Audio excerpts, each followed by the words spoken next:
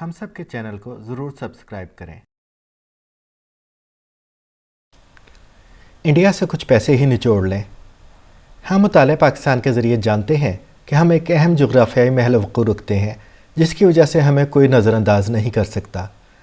بدقسمتی سے اس محل وقوع کے باوجود سب ہمیں نظر انداز کر رہے ہیں۔ نہ امریکی ہمیں اہم سمجھتے ہیں، نہ بھارتی۔ افغانستان تو ویسے ہی ہمارا تربور یعنی شریک ہے۔ ایران کو انقلاب کے بعد سے ہم دشمن دکھائی دینے لگے ہیں۔ سی پیک پر ہم نے ہاتھ دکھا دیا تو چینی بھی اب ہمیں آنکھیں دکھانے لگے ہیں، اور جہاں تک بات ہے برادر اسلامی ملکوں کی، تو جیسے ہم بھاگ بھاگ کر ان کے پاس جاتے ہیں کہ 4 پیسے ملے، ویسے ہی وہ اب بھاگ بھاگ کر انڈیا جاتے ہیں کہ ان کے 4 پیسے بنے۔ تجارتی شاہراہ پر بیٹھی قومیں امیر ہوتی ہیں، دوسری قوموں کی تجارت سے وہ راہداری کے پیسے بھی کما لیتی ہیں اور بیچ میں اپنا کچھ لچ بھی تل لیتی ہیں۔ جہاں تک جغرافیے کا تعلق ہے تو ہم دنیا کی آدھی آبادی یعنی چین اور بھارت کی تجارتی شاہراہ پر بیٹھے ہیں، اور پھر بھی ہم غریب ہیں۔ بلکہ غریب کیا منگتے کہیے کہ اس وبا کے دور میں اپنی ویکسین خریدنے کی بجائے عطیات و خیرات کے آسرے پر ہیں۔ ہمارا سابقہ مشرقی پاکستان، حالیہ بنگلہ دیش دنیا کے پچھواڑے میں ہے، پھر بھی ہم سے آگے نکل گیا ہے۔ کیوں؟ اس کے جو حالات جا رہے ہیں انہیں دیکھتے ہوئے لگتا ہے کہ کبھی جیسے ہمارے مغربی پاکستان کے بعض مغرور حکمران انہیں کسی زمانے میں بھوکے ننگے بنگالی کہا کرتے تھے، اب وہ کہیں ہمیں نہ ایسا کہنے لگے۔ چین کی پالیسی سے ہی ہم کچھ سیکھ لیں تو اچھا ہے۔ وہ انڈیا سے سرتی تنازعات میں الجھا ہوا ہے، ایک بڑی جنگ کر چکا ہے اور چھوٹی موٹی جنگیں غالباً پریکٹس کے لیے لڑتا رہتا ہے۔ اس کے باوجود جب بات تجارت کی آتی ہے تو اسے انڈیا بہت اچھا لگتا ہے۔ حق بات ویسے یہی ہے کہ اگر دشمن کی جیب سے بھی بندہ 4 پیسے جھاڑ لے تو اس کا سواد ہی کچھ اور ہوتا ہے۔ چین سے تو ہمارا سی پیک چل ہی رہا ہے، اب اگر ہم انڈیا کو افغانستان، چین، مشرق وسطیٰ اور ایران، ترکی سے یورپ تک کا زمینی راستہ دے دیں تو اسے چورنگی کے ہی اچھے پیسے بنا سکتے ہیں۔ جس رفتار سے ہماری شاہراہوں کے ٹول ٹیکس بڑھ رہے ہیں ان کی مد میں بھی ہم اچھا مال پانی بنا لیں گے۔ اس کے علاوہ اگر ہم نے انڈیا اور چین کے مسافروں اور ڈرائیوروں سے بھی موٹر وے ریسٹ ایریا کے وہی ریٹ چارج کیے جو اپنے عزیز ہم وطنوں سے کرتے ہیں تو پھر تو بہت ہی اچھی آمدنی ہو جائے گی۔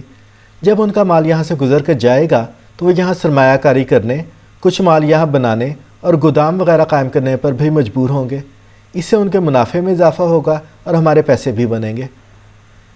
یہ صدی چین کے برآمدات سے شروع ہوئی، چند برس میں انڈیا بھی اس کے برابر کھڑا ہوگا، یعنی دنیا کے برآمدات کا ایک نمایاں حصہ پاکستان کے راستے سے گزرنے کا سبب بن سکتا ہے، مگر اس کے لیے شرط یہ ہے کہ انڈیا سے ہمارے تعلقات اچھے ہوں۔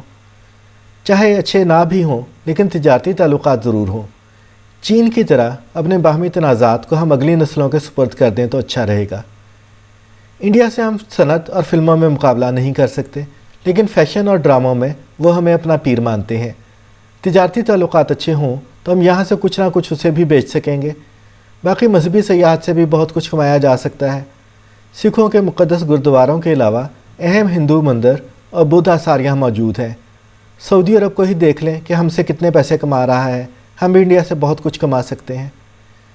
لیکن معاملہ یہ ہے کہ اس سب کے لیے انڈیا سے اچھے تعلقات کی ضرورت ہے، اور مسئلہ یہ ہے کہ ملک پر حکمرانی کے کم از کم 5 برس بعد یہ عقل آنے شروع ہوتی ہے کہ ملک جذبات سے نہیں چلتا، معیشت سے چلتا ہے، اور معیشت کا تعلق امن سے ہوتا ہے۔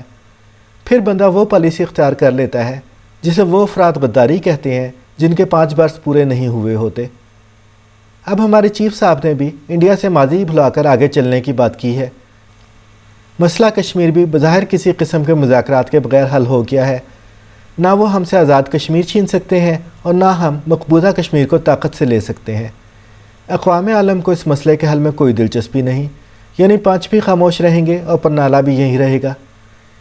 انڈیا بظاہر بے رخی دکھا رہا ہے، لیکن بعض لوگ کہتے ہیں کہ امریکہ اسے چین کے سامنے کھڑا کرنے کی کوشش کر رہا ہے۔ انڈیا کہتا ہے کہ پہلے پاکستان کو تو سنبھالو، ہمیں اس کی فکر ہی چین نہیں لینے دیتی تو چین کا مقابلہ کیا کریں۔ یعنی ادھر اتنی بھی بے رخی نہیں، معاملہ صرف یہ ہے کہ دونوں کیمپ ڈیوڈ کے منتظر ہیں۔ کیمپ ڈیوڈ جتنا جلد ہو جائے اتنا اچھا ہے۔ واجپئی اور نواز شریف کا موقع تو ہم گنوا بیٹھے، اب نریندر مودی اور عمران کا دیکھ لیتے ہیں۔ ہم سب کے چینل کو ضرور سبسکرائب کریں۔